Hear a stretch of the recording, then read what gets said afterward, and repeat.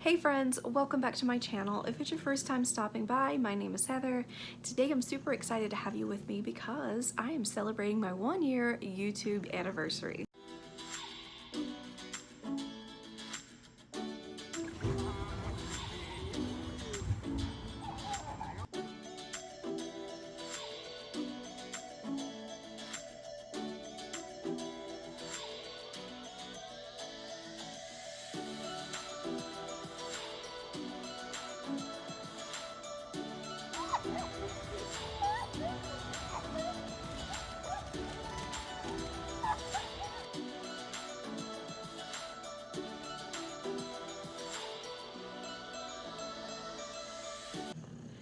Last week I posted a video asking for your help. I needed your help to help me celebrate this anniversary by asking me any question that you would like to know about me. Now I have all these questions ready. They're in my lap, so I'll probably be looking down a lot, and I hope it's not super obnoxious. But there are a lot of questions and I really want to just jump into it. So please go get yourself some coffee, some tea, whatever it is that you want to drink, and join me. I have my coffee in my beautiful Epcot mug. I mean, how gorgeous is this? This is one of my favorites from the You Are Here collection. So without further ado, I'm just gonna jump right into this. So I hope you have your coffee, your tea, or whatever it is that you went to go get, and we're just gonna jump into these questions. Are you guys ready? Our first question comes from Happiness and Sweet Tea. And she's asking if I have any other interest aside from Disney. 100% yes. I absolutely love movies. Love movies. I've said it so many times that I would choose a movie as a date, any date of the week, even if it's just throwing some blankets on the floor and pillows and just like everyone cuddling up and watching movies. That's always been my thing, even when I was very, very little. Of course, I did go out to play when I was little, but I've always loved movies. And I also really enjoy reading. I have so many books that I have not read and I need to read, and I end up going to the library and getting more. And if you can see this little stack behind me, these are actually from the library, and I've checked them out again twice. I'm done with checking them out. I can't check them out not one more time because I end up picking up other things that I want to read. So I have a huge problem with books. Also, I am a huge advocate for dog rescue, and I am a dog foster mom for Bullies to the Rescue, and I've got a lot of things coming up where that's concerned, so I will share more about that later on. But I will drop the link to the rescue in the description box below if you would like to know more about it in the meantime. Anything to do with dog rescue is huge in my heart, so those are like my biggest interest outside of Disney. Up next is questions from Deborah Morris. She actually asked me 2 questions. The first question is, how long have I been married? And the second question is, have I told my family about my YouTube channel yet?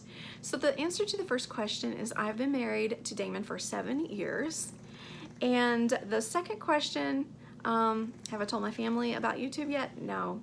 My mom knows that I've done a couple of gift exchanges, the box exchanges. She knows about swapping ears and things like that, but she does not know I actually have a functioning YouTube channel where I upload on a regular basis. The next question is FNS Disney Adventures. So that's Fiona and Scott. Hey guys. First question is there a standout Disney moment I have? And the second one is, what ignited the Disney passion for you? So for the standout moment, it was when Mikayla was 4. I think it was like her second Disney World trip. We were in a meet and greet with Cinderella, and then her mice were in the next room. It was back where the Big Top Souvenirs is now. There were meet and greets back there, and we'd had a meet and greet with Cinderella, which was not the greatest, but then we went in the room with the mice from Cinderella. I think it's what, Susie and Perla? Is that their names? Correct me if I'm wrong. But they kept gesturing, and I'm like, I don't know what you guys are wanting me to do. Finally figured it out, and they were wanting me to take Mikayla out of her wheelchair, and she was just this tiny little nugget, always has been. They sat in the floor and cradled her in their lap, and were like hugging on her and loving on her, and I will never ever forget that. It was a very beautiful moment.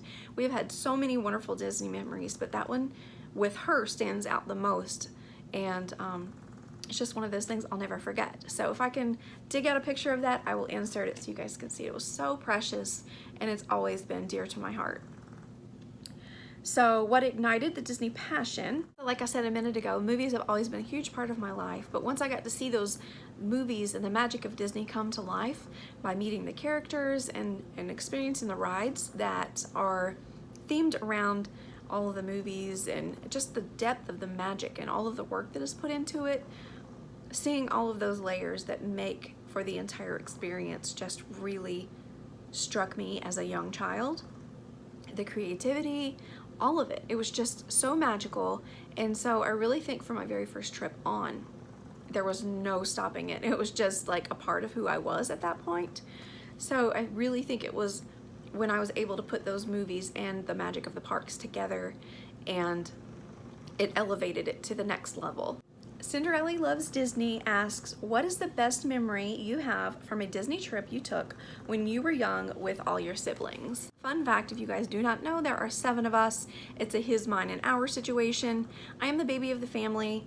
The youngest next to me is 15 years older than me. She was 15 when I was born. And everyone else was already out of the house and married by the time I came along. And they had already worked on their families. There were nieces and nephews established before I was even born. So with that being said, I never really went to Disney World with any of my siblings as a child, other than the one that's like 15 years older than me. So I really don't have those memories with all of my siblings when I was younger. Our next question comes from Janine Disney DIY, and she asked me 3 questions. 1, how many members are in your family? 2, my favorite characters, and 3, Mikayla's favorite characters. In the immediate family, it's just Damon, Mikayla, and I. I have a mom and sister at the beach, and I have 4 sisters in Indiana and 1 brother. But is that right? 1, 2, 3, 4. Yeah. Yeah, I have 4 sisters and 1 brother in Indiana, and only 1 sister really comes around. So, but it's life. Everybody gets busy. Everybody's busy doing their own thing and building their own life, and it's perfectly okay. So our family's pretty small. I wish that we had a larger family. When I grew up, we were doing a lot of family reunions and things like that. I really do miss that kind of stuff. But, you know, like I said, everybody's busy doing their own thing, and it's perfectly okay. So we're not a very large family anymore. So my favorite characters are, of course, Goofy. I love Remy. I love Mickey, Belle. I love all the Disney dogs. Oh gosh, it's so hard. I love so many characters, and I can relate to so many of them too, so it's really hard to just narrow it down to a couple.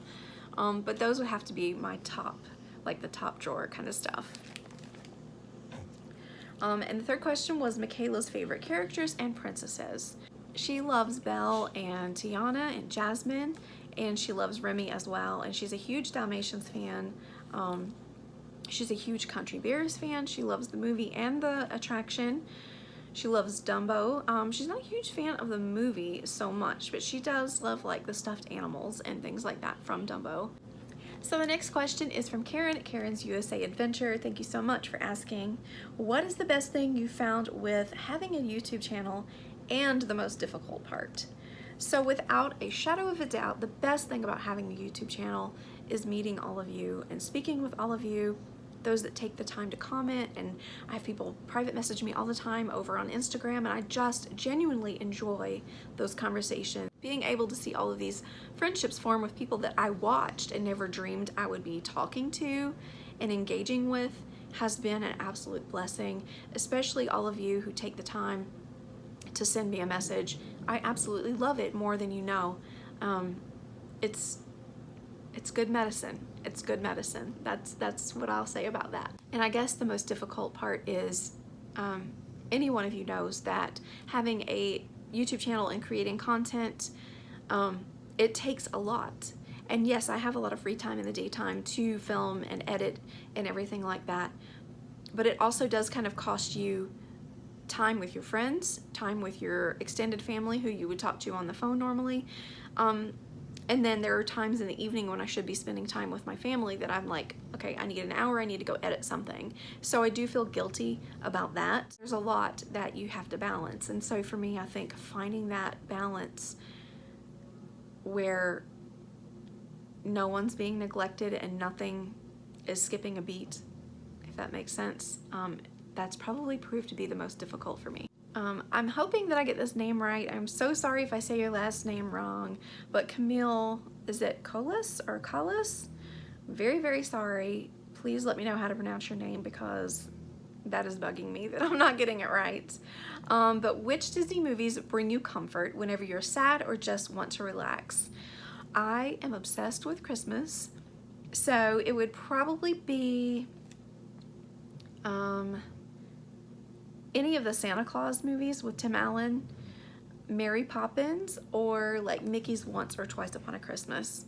There's just something about those that you can just settle into the couch and cuddle up in a blanket and, you know, just zone out and really enjoy it. And it's just comforting. I don't know. Does anyone else feel like that? The Christmas movies are very comforting. Is it just me? Let me know. Lynette 2138 asks, what is your favorite non-Disney movie? So I don't just have one favorite, of course. So I would have to say While You Were Sleeping, The Long Long Trailer, because I love anything Lucille Ball. Again, we're going to go back to Christmas. I love White Christmas and Christmas with the Cranks. I drive my husband absolutely bonkers. I either have one of those going on in the bedroom every single night. If it's not those, it's like the Golden Girls or I Love Lucy. I drive him absolutely bonkers with all of that. So that would be probably my top 4. Next question comes from Life with Roxana. What would be your ultimate dream Disney vacation? And 2, money is no object. What luxury item have you dreamt of owning, Disney or non-Disney? I guess that I would love to stay in Cinderella's castle. I'm sure that's a lot of people's dream vacation, but I would love to stay in Cinderella's castle for the entire month of December. I would love to have the indoors of that decorated for Christmas, and I would just love to look out over the park and see Main Street decorated for Christmas, be able to see the parades from the windows, be able to go down if I wanted to go see the parade. That would be absolutely amazing. So the second part of that was money being no object. What luxury item have you dreamt of owning, Disney or non-Disney? Oh gosh, that is really, really difficult. I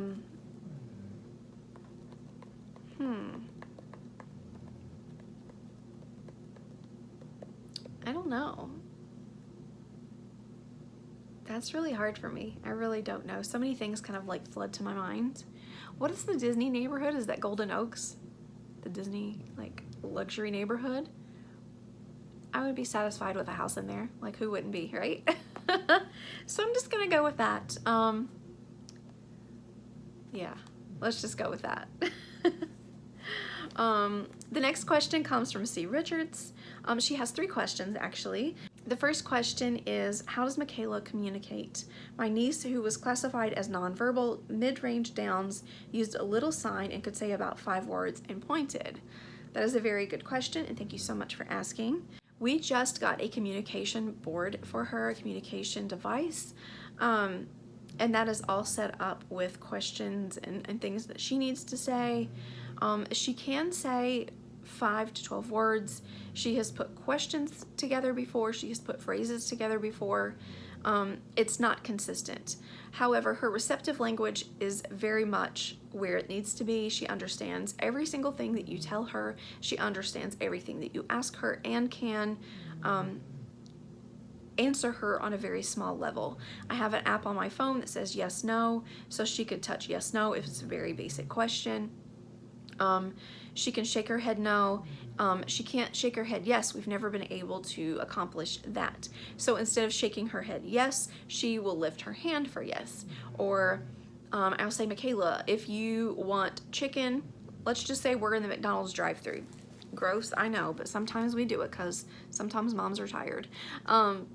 So I'll just reach back and I'll say, Mikayla, if you would like a cheeseburger, touch my hand. If she would like a cheeseburger, she will touch my hand. If she doesn't, she won't. So then I will pause and I will bring my hand forward. That question is done. Mikayla, would you like chicken? If she touches my hand, I'll know to order her that. Now on her communication board, we do have things set up for restaurants. She can tell me what restaurant she prefers to eat at. She can tell me what she wants to order at that restaurant. So that we are learning. She's being trained basically to use that now. Right now she's in the trial phase of that, where she's allowed to touch it and do whatever she wants to kind of manipulate that board and find out where everything is for her. And it's really, really exciting. I wish I could share every bit of that with you. Number 2 is Haircare Secrets. You and Mikayla have such long hair. Fun fact, my hair 2 days ago was touching the waistband on my pants, my jeans, my shorts, whatever. It was touching that, and I've cut it, so it's pretty short now. It feels kind of weird, but it does feel like I've taken a wool coat off of my head. Mikayla's hair and mine are on opposite ends of the spectrum. Mine is very, very thick and heavy, and hers is very, very thin and silky. So I have to wash her hair every other day, whereas I wash mine no more than 3 times a week, and mostly it's twice a week. Obviously, if I've been outside and I'm sweaty, I will come in and wash my hair because no one wants to smell. And I do take like 2 showers a day, so no worries on all of that. Hygiene is good. But I do try to not wash my hair that often because my hair takes forever to dry and it will frizz out like Monica. So I have to use heat tools when I do wash my hair. And with that being said, the more you use the heat tools, the more you're going to damage your hair. So the less heat you're using on your hair, the better your hair is going to be. Because of those steps that I've taken, even the fact that I dye my own hair and use all of those harsh chemicals doesn't really affect my hair. As a matter of fact, it like absorbs in, and my hair is even healthier when I dye it because of those measures that I do take. We only will use Redken products for our shampoos and conditioners and like that entire line. I use heating sprays like protection. I use leave-in conditioners and things like that like twice a week overnight. So I really do try to take care of my hair. And I'm not on any of the hair, skin, and nail supplements whatsoever. It's basically just everything that I'm doing during the week when I'm washing it and conditioning it. And the less heat, the better. So that's really the only thing that we do. Like I said, I do have to wash her hair twice a week because she does tend to get greasier. But I do the same things with her hair as well.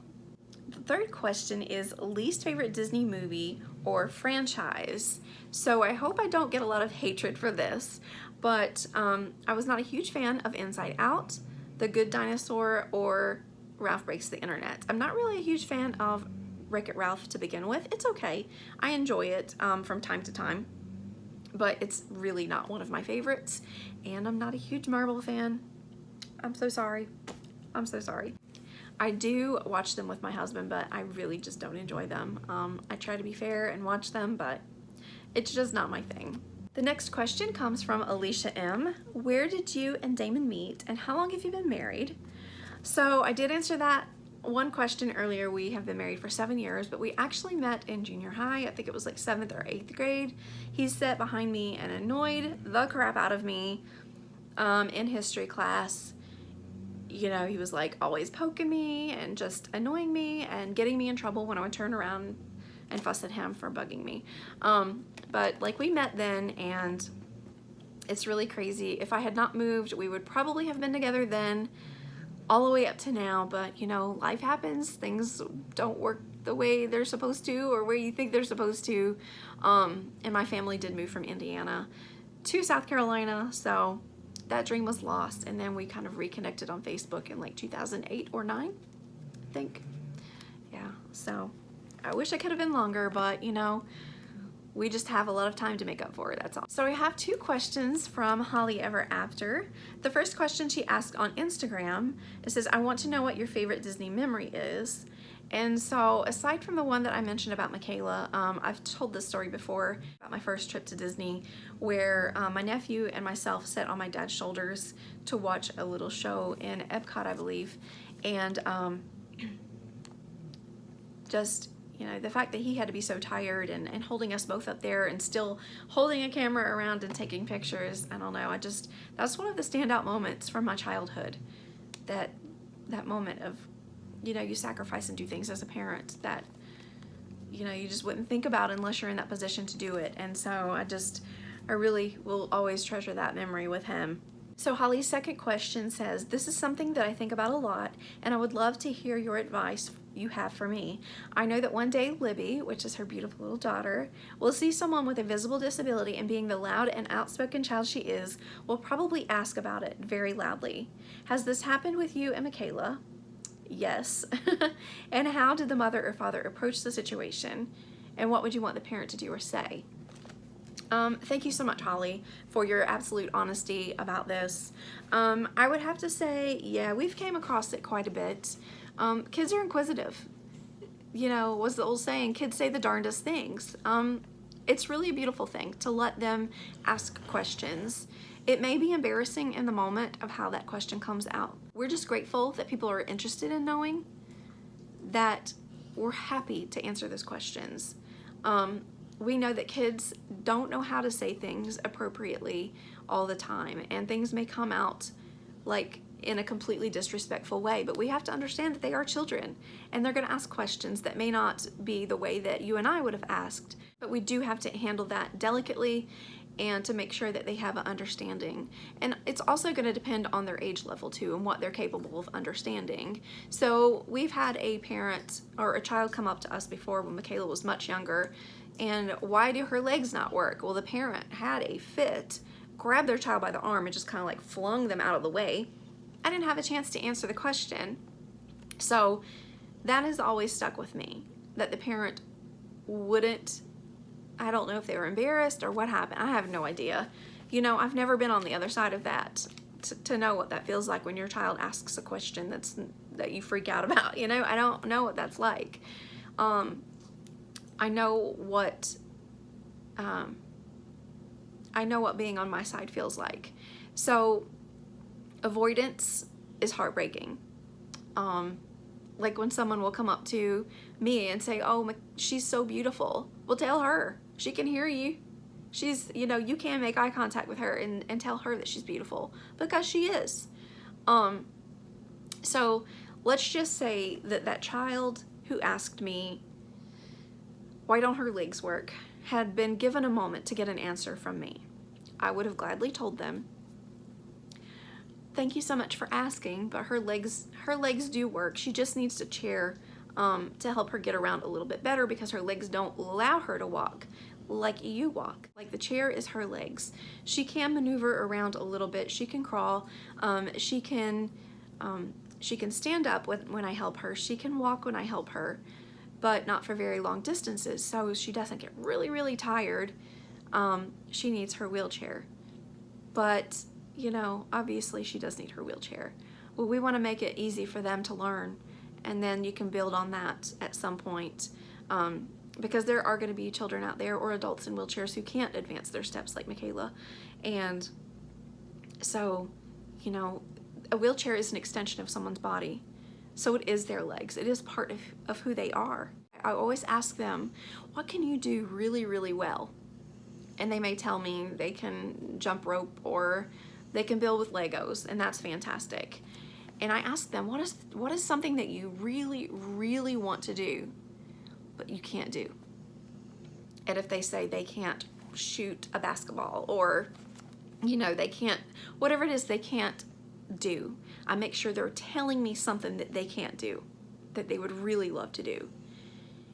And so then I use that for the teaching moment, and I say, you know, just like you want to be able to do, let's just say that they told me that they would really love to paint, but they can't, or that they can't color well.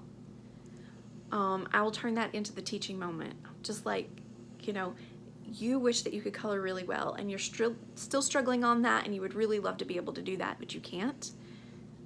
We all have things that we can't do, and that doesn't make us any less of a person. That still makes us all special and unique. We all have things that we can't do. We all have things that we can do really well, but we all have something we can't do. And so when I make that a relatable moment, that's when it clicks for them. Oh, okay. And they're really, really okay with that. So there was a little girl at church, and she asked me why Mikayla talks that way. So I simply asked them, Have you ever been around someone from a different country who speaks a different language than you? And they'll think about it usually for a minute. They'll either say yes or no. And I say, well, you know, people all around the world speak different languages. And if I went there today, I wouldn't understand a word that they're saying. But it doesn't make what they're saying unimportant. They're still saying something. I just have no clue what they're saying. And I said, you know, God gave people all these different beautiful languages. And this just happens to be Mikayla's. And some people are never going to understand that. There's times I don't understand it. But she still has something really important to say. Just like when you want something and you ask your mom, you know, hey, can I have a snack? Mikayla asks the same question. She just asks it in a different language. And so that, again, just kind of like brightens their mind. They understand it. And then as they get older, you can expand on that. You know, I can go into the fact that, you know, hey, she doesn't have a diagnosis. Doctors have tested her and taken her blood and did scans and tests of every kind, and they've never been able to tell it. And I just say, you know, God's got a great plan for her, and we are just lucky to get to be a part of her life and see that unfold.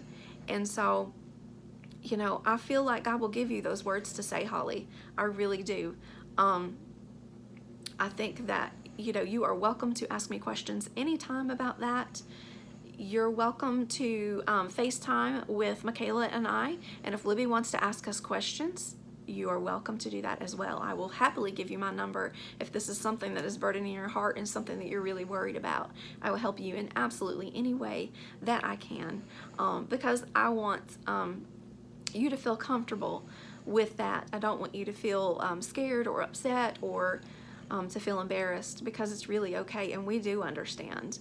You know, of course, there are times you'll get into a situation with a parent who's just had enough for the day, and there's a lot to go into a child with special needs, but I can tell you that we're very blessed, and we don't have a lot of those issues that arise. You know, Mikayla has been medically lucky.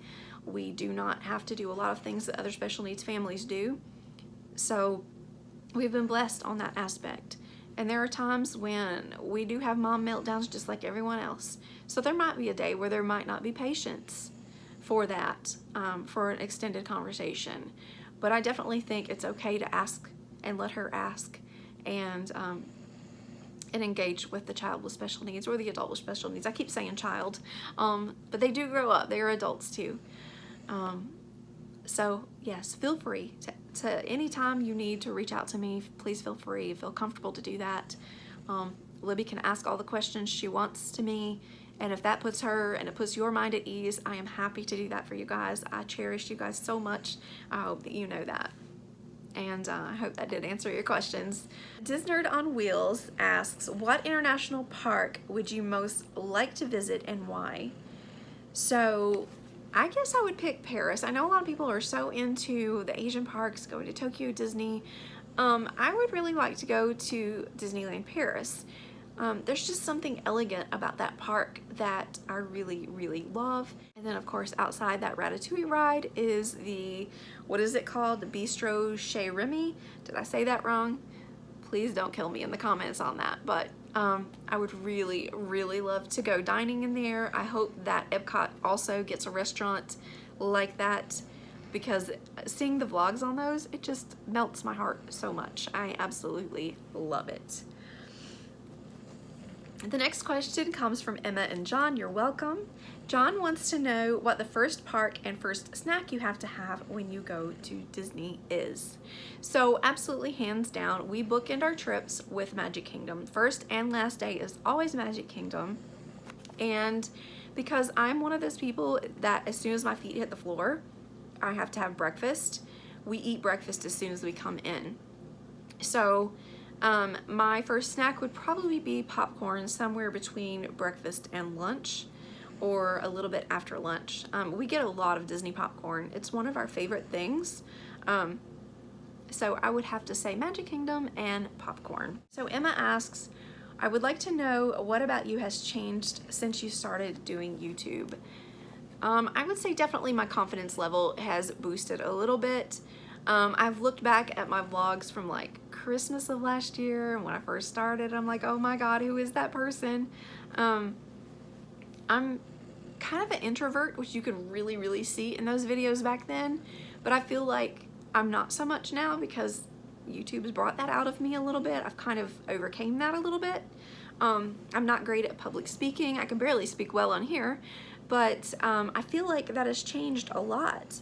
I feel like I'm able to be a little bit more myself. I'm a little bit more comfortable in my own skin. I'm not so harsh on myself anymore. So I think that's probably the way I've changed, is my confidence level.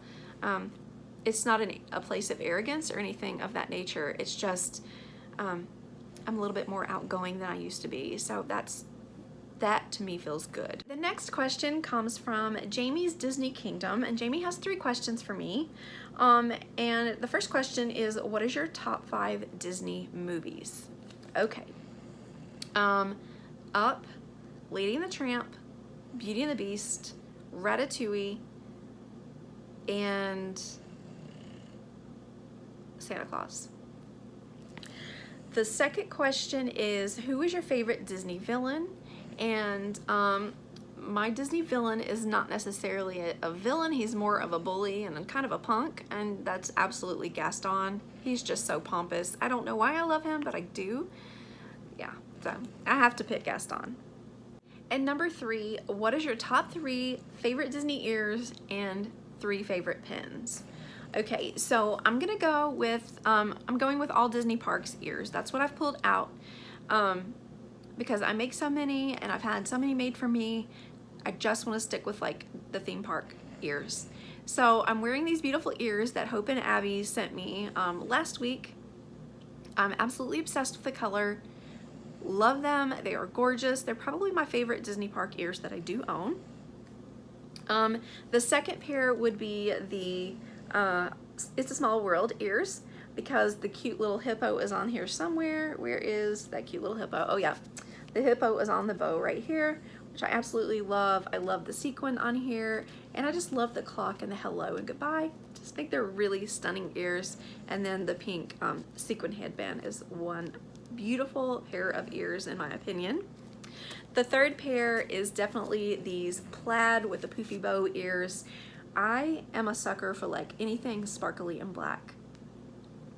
A lot of times when I make ears, I go for a sparkly black bow. There's something so classy about black and sparkles. I just don't know what it is, but it just floats my boat. And so I had to pick these ears. You guys know I love Christmas. And yeah, I'm all for the black sparkle, and you throw plaid bow on there, and it's gravy. It is absolute gravy for me. So those are my 3 favorite ears. Next up are my 3 favorite pins. So the first pin that I'm going to be sharing with you is a Merlin's Magic Shop dangle pin, and it's a pin on pin, and it's a Remember When pin. So this pin was from 2007, and it says Remember When, Merlin's Magic Shop, March of 1972. If I get this wrong, I'll put it in.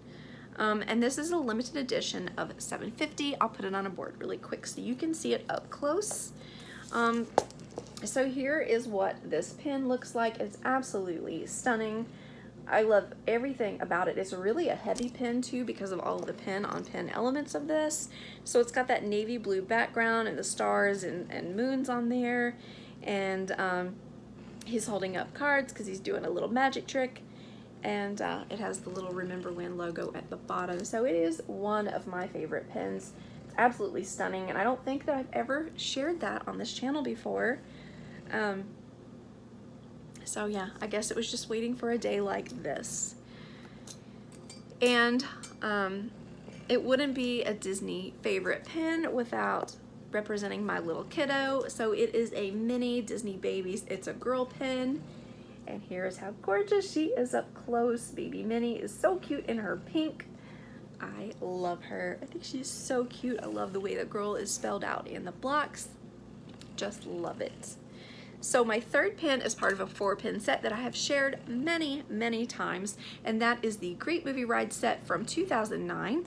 And it is the scene from Singing in the Rain. A couple of my favorite classic movies are in that that ride, which was Casablanca and Singing in the Rain. And then I loved in the basic backlot of Disney's Hollywood Studios how there was the Singing in the Rain lamppost with the umbrella. You stand on the square and it rains and you can hang on the post, and that was one of my favorite things to do every trip. So I definitely had to choose this pen. It is Mickey Singing in the Rain on the lamppost, and it is absolutely a gorgeous pen. One of my favorites. It was really hard to choose just 3, but I definitely thank you so much for asking and wanting to know a little bit more about my pen collection. This next question comes from Wrestling with Disney. I would love to know more about your faith in terms of how it found a way into your life. I didn't grow up in a family where faith was discussed much, so I'd love to learn more about how it was for you. Was it something instilled in you growing up, or was it something you found later in life? Well, thank you so much for asking about that. I do appreciate the depth of that question. So I will start by saying that I did go to church from the time I was 3 to 15. However, there was never really any values taught. I was preached at, but I was not taught, if that makes any sense. We know all the 10 commandments and the things that we're not supposed to be doing. That's kind of general to anyone. Pretty much everyone knows that, whether they are a Christian or not. They know there are 10 commandments. And so I was basically given that, it's because I said so. There was no repercussions. I was not taught the repercussions of hell and an eternity in hell, and I was never taught all of those things. It was just because I said so. You know, I lived in a very strict home, and I don't remember prayer being a significant part of life. Bible study was not a part of life. We were not required to read the Bible. We were not required to pray. We were not asked to do any of those things. We'd basically showed up and occupied a pew on Sunday morning and sometimes Wednesday night. I know that my parents believed in the power of prayer because prayers were answered when I was about 4 years old. I had a moment where my jaw had grown offset a little bit. Instead of someone having an overbite, my bite was off to the side. My jaw was over a little bit, and the dentist had told me that, or told my parents that the only thing that would fix that is once I've stopped growing, around 16 or 17, I would probably have to have my jaw broken and reset to have my jaws set where they were supposed to be. So my parents did take me to church, and they had me prayed for, and there was a sound that erupted in the church that sounded like a gun had went off, and I remember hearing that sound very, very loud, and no one stopped praying, but I just remember hearing that sound. And I went the very next day for my next appointment, because I was wearing a retainer at the time to kind of help keep things as much in alignment as possible. And the dentist screamed, and I started crying because I thought something was wrong. I'm like, I'm 4 and you're screaming right beside me. And he told the hygienist or the assistant, go get her parents, because they didn't come back in those days. And they looked at my parents and they said, do you believe in miracles? And my parents were like, yes. And the dentist told them, well, you're looking at one sitting in this chair. And he said, we're going to run an x-ray. He said, but her jaw is in perfect alignment. It's as if this child's jaw was never offset. So they did the x-rays, and they did confirm my side-by-side x-rays, and I wish that they had given my parents a copy, or they had requested them, but my jaw had been healed. So thankful for that healing, and that I could use that as part of my testimony now, for the power of prayer. But there was never intensive prayer or Bible study or any of that in the home. It was almost like, if you've heard the term Sunday Christians, that was basically kind of how our life was.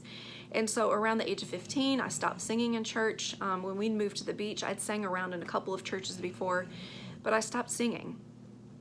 We stopped going to church altogether.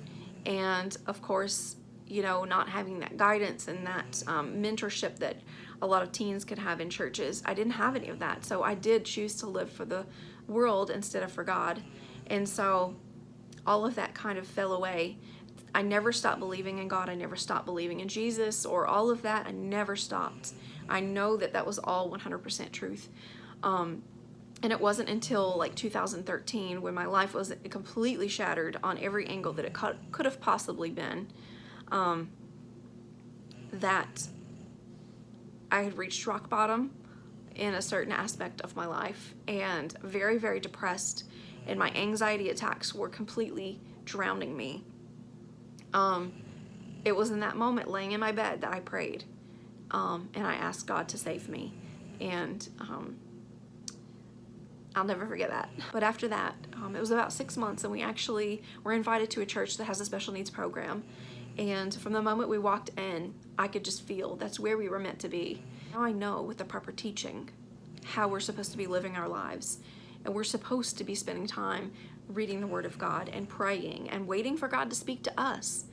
So even though I did have that upbringing, I guess, in a church, and those familiar stories never left my mind, it wasn't until an adult that I really understood what faith was about, what grace was about, what salvation was all about. It wasn't until then.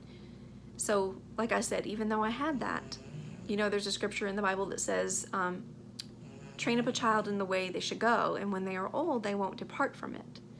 And if you look, I've told you, there's that huge gap in my life where I did depart from it. So if I had had that proper upbringing, I would not have departed from it. And now I can't imagine a single day without church in my life, without God in my life.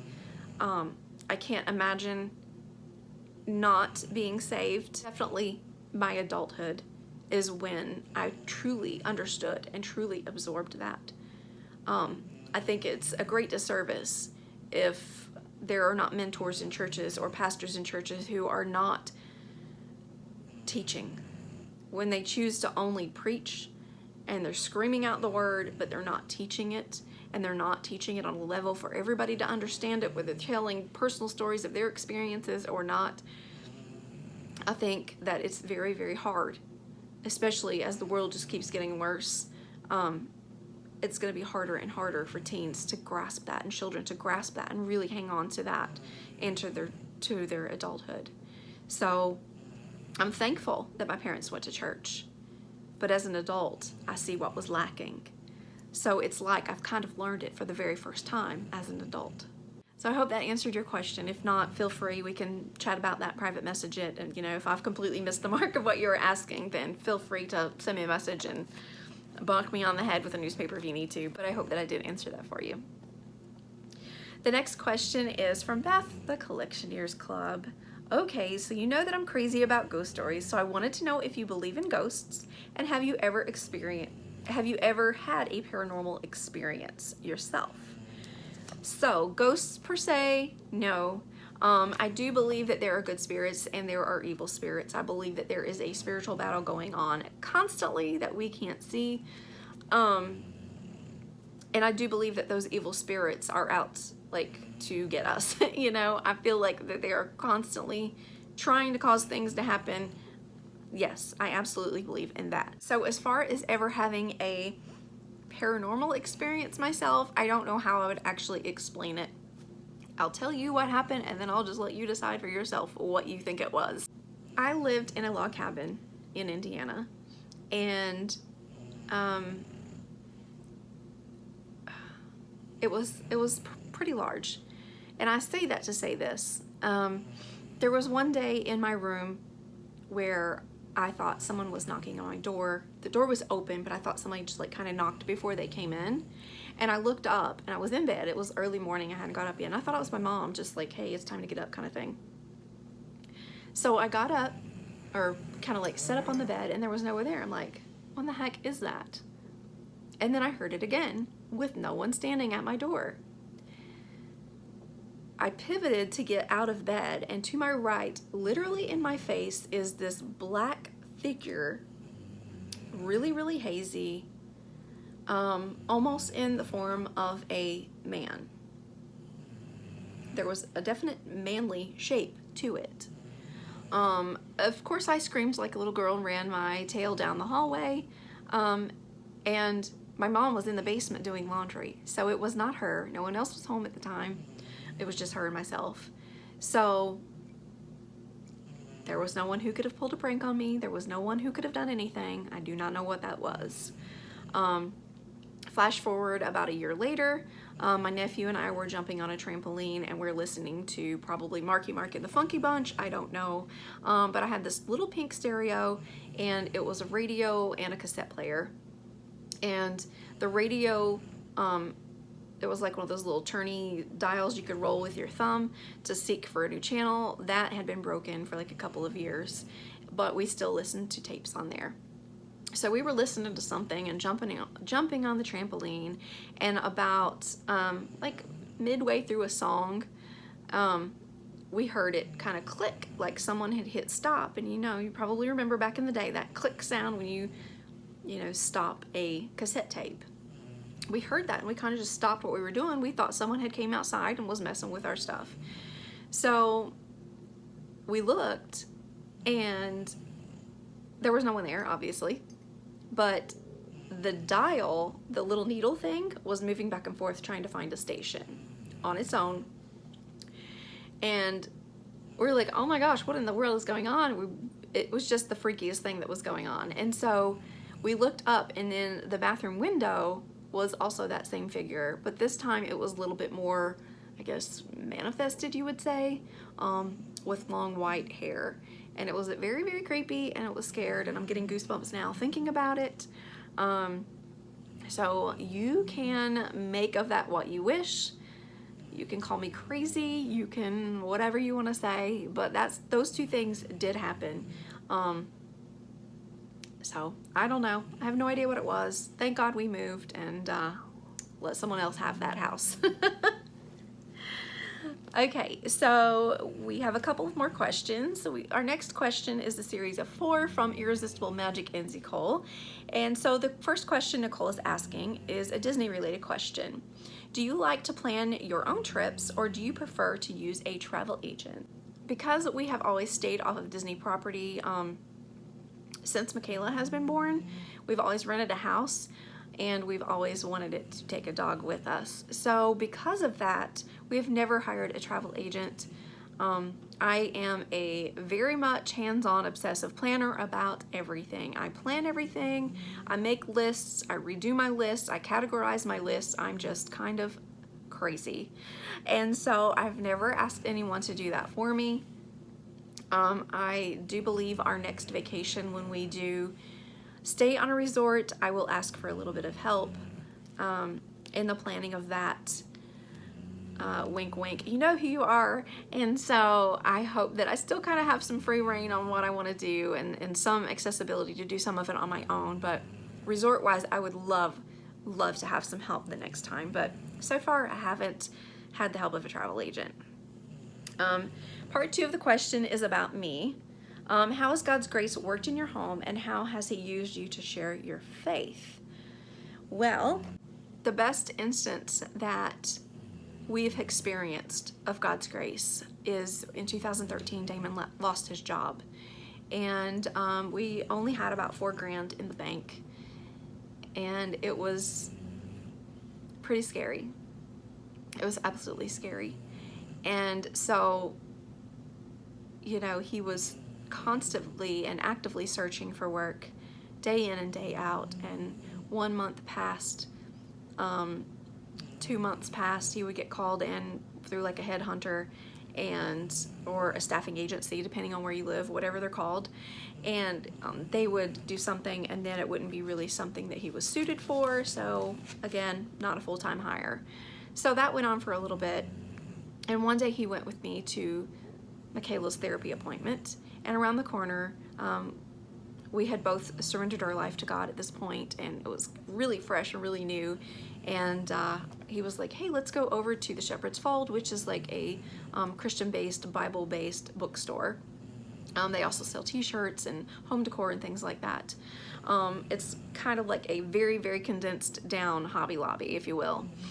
And so we went to that store, and he's like, oh my gosh, I want this shirt. It had this really nice cross on it and like a scripture on it. And I was like, seriously, I'm like, Damon, this money's gonna run out. We don't know how long this is gonna be, you know, oh, my little faith here.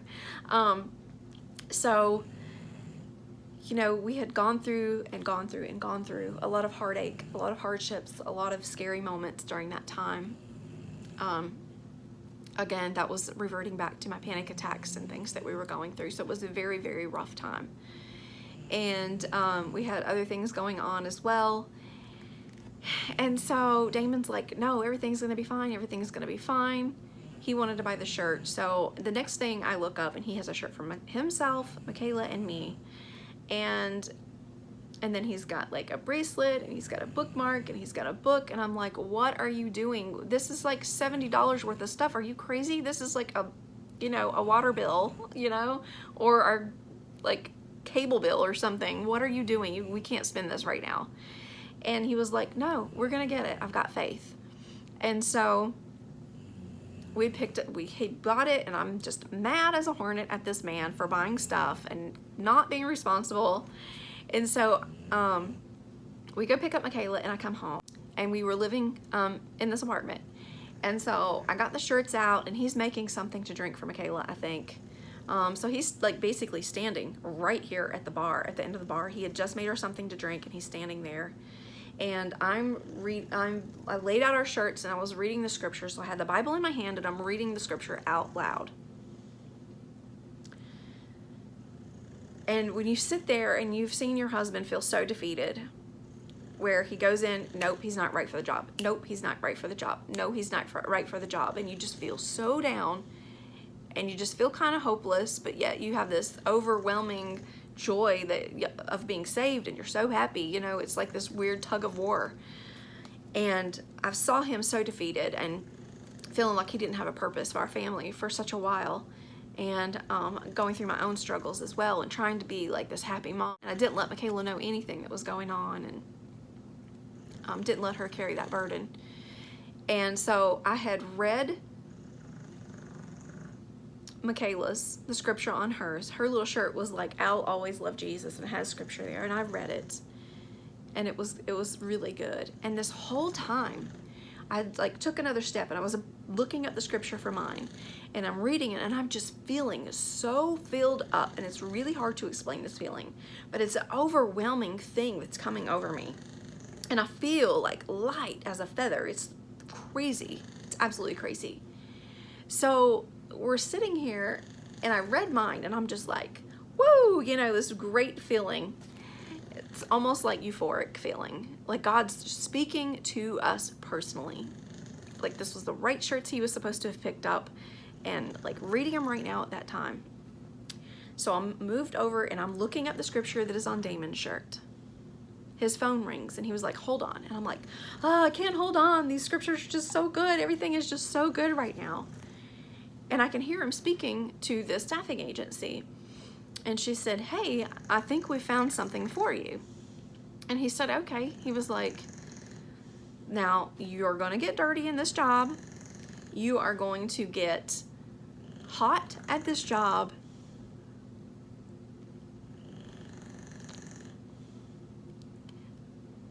But they want you to start Monday. No interview required. None. You're hired. The guy looked at Damon's resume, and it was so good, he didn't even need an interview. That was like a huge moment of God's grace in our home. And he went in, and not only did God give him this job, but he learned it so quickly. He was finding mistakes that other people were making, and he was training people within the first week. There are a lot of numbers where he works. There's a lot of chemicals and coding and things like that where he works. And he was finding mistakes and training another person within the first week. And it is through this job, another person started working there who had also lost their job. And that person is the one who led us to Trinity Baptist Church, where we now attend. And I know that God had a huge plan. And that is nothing but grace. It is absolute grace.